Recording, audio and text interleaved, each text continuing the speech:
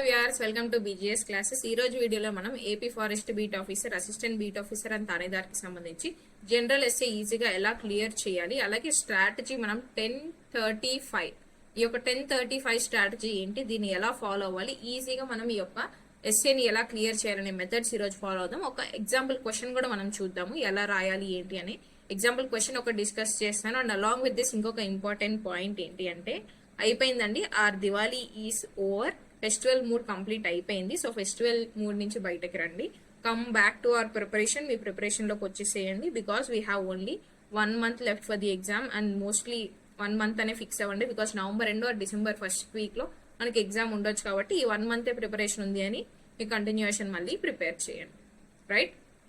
So coming to the general SA, మనకు తెలుసు AP FPO, ABO అలాగే థానేదార్లో మనకి జనరల్ ఎస్ఏ అనేది ఉంటుంది అనమాట. ఇది క్వాలిఫై అయితేనే మీ యొక్క పేపర్ 2, పేపర్ 1 ఏదైతే ఉంటాయో ఆ మెరిట్ అనేది కరెక్షన్ చేస్తారు. లేదంటే మీరు మీకున్నటువంటి 200కి నేను 150, 170 మార్క్స్ వచ్చేలాగా ఎగ్జామ్ రాశాను అన్నా కూడా మీ పేపర్స్ ఎవాల్యుయేషన్ అనేది చెయ్యరు, ఇఫ్ ఇది క్వాలిఫై అవ్వకపోతే. ఇది one of the most important point. Next ఏంటి, ఎన్ని క్వశ్చన్స్ ఇస్తారు? కొంతమందికి డౌట్ ఉంది, క్వశ్చన్స్ చాయిస్ ఇస్తారు అంటే 3 questions కానీ 4 questions కానీ ఇచ్చి మనం ఒకటి చూస్ చేసుకోవాలా అంటే అలా ఉండదు.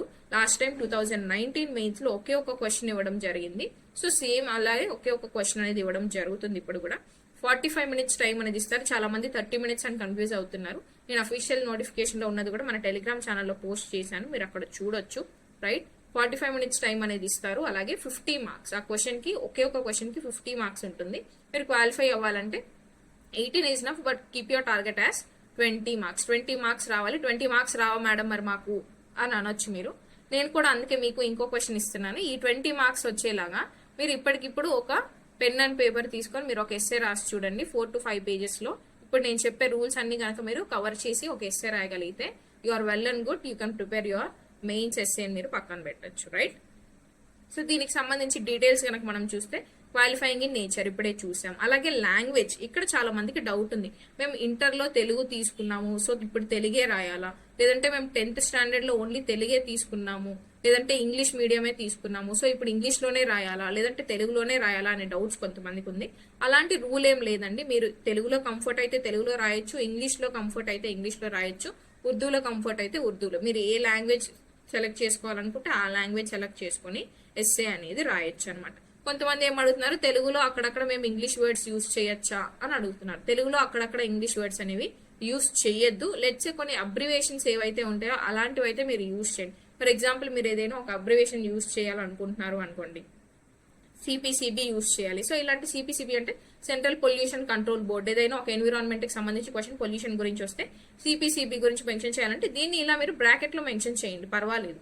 బట్ ఇంగ్లీష్ లోనే మేము రాస్తాము అని కంప్లీట్ గా కొన్ని వర్డ్స్ ఇంగ్లీష్ లో యూజ్ చేస్తాము అని మాత్రం అలా యూజ్ చేయకూడదు. తెలుగు మిడిల్లో మీరు ఇంగ్లీష్ మాత్రం తీసుకురావద్దు, ఈ మిస్టేక్ చేయొద్దు. బికాస్ ఎస్ఏలో మనకు చూసేదే మెయిన్ పాయింట్స్ అవన్నమాట. మీ గ్రామర్ కానీ, మీ స్పెల్లింగ్స్ కానీ, మీ పంక్చువేషన్ మార్క్స్ కానీ, మీ ప్రెజెంటేషన్ ఎక్కువగా చూస్తారు. సో తెలుగులో ఇంగ్లీష్ తీసుకొచ్చారు అంటే ఇక్కడ నేను ఓపెన్ గా చెప్తున్నాను కదా, ఏంటి చాటింగ్ లాంగ్వేజ్ వచ్చింది ఇక్కడ ఈ క్యాండిడేట్ కి అనే ఒక థాట్ అనేది ఎవాల్యుయేటర్ కి వస్తుంది. So don't use English in Telugu and Telugu in English, ఒక లాంగ్వేజ్ కి స్టిక్ అవ్వండి, రైట్?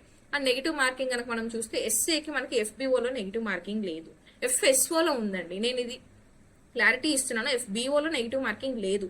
ఎఫ్ఎస్ఓ మనకి ఆబ్జెక్టివ్ ఎగ్జామ్, ఇది మనకి డిస్క్రిప్టివ్ కాబట్టి ఇక్కడ లేదు.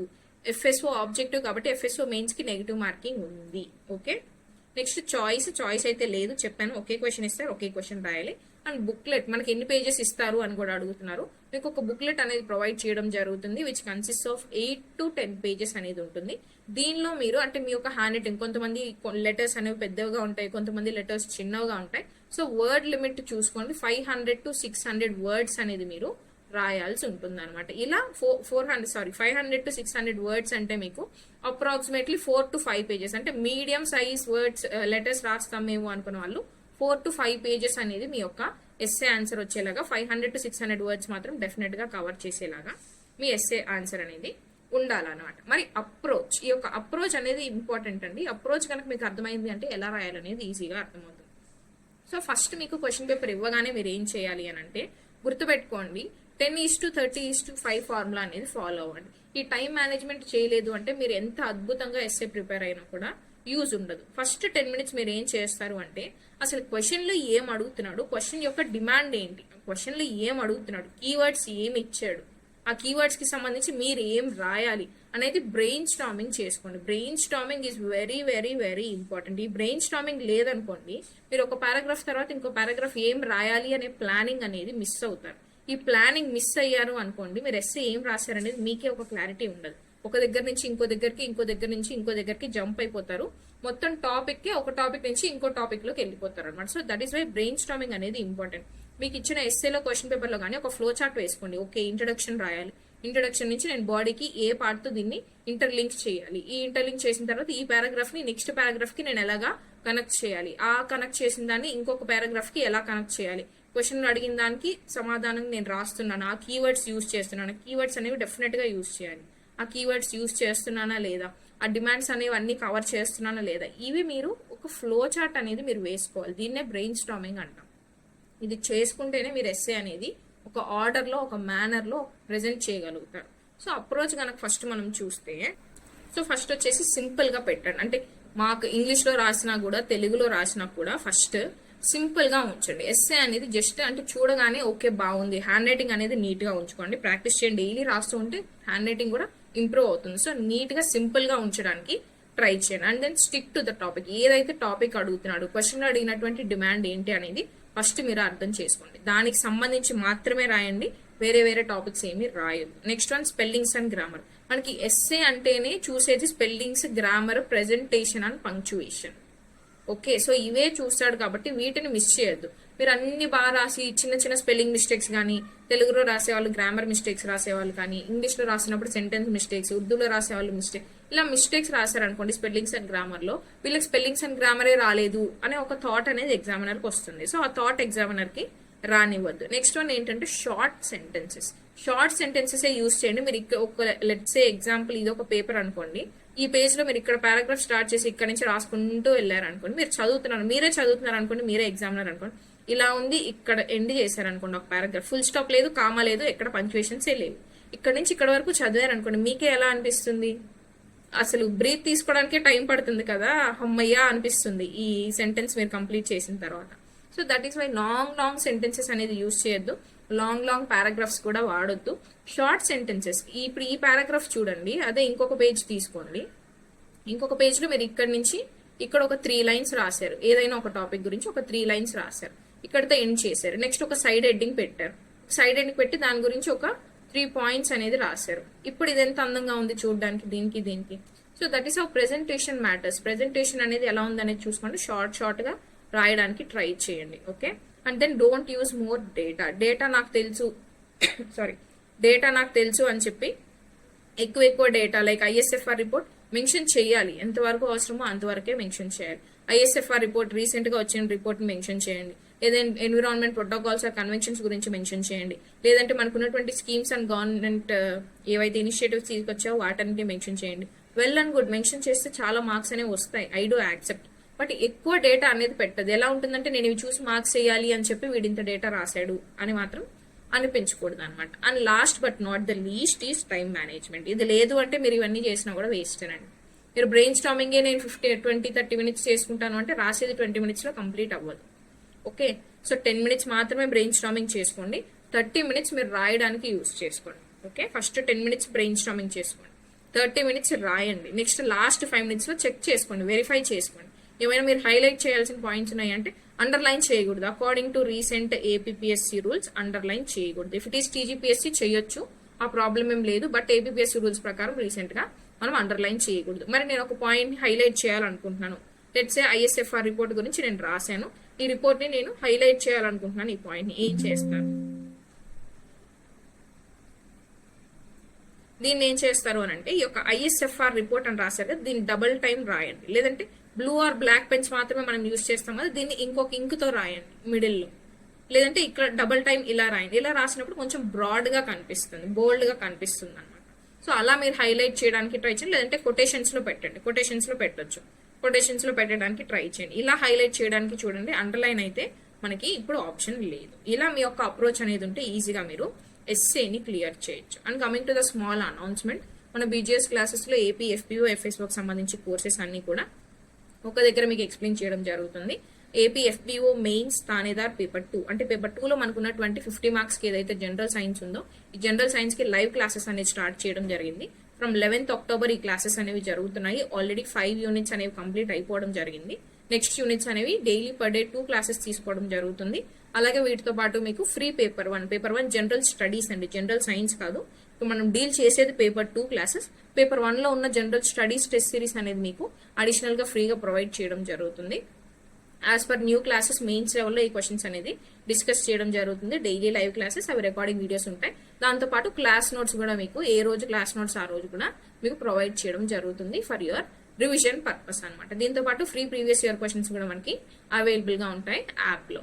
ఓకే, ఇది వచ్చేసి 699 rupees. And AP FBO mains కి సంబంధించి టెస్ట్ సిరీస్, ఈ paper 2 general science test series ఏదైతే ఉందో 1000+ క్వశ్చన్స్ అనేది ఫ్రేమ్ చేయడం జరిగింది.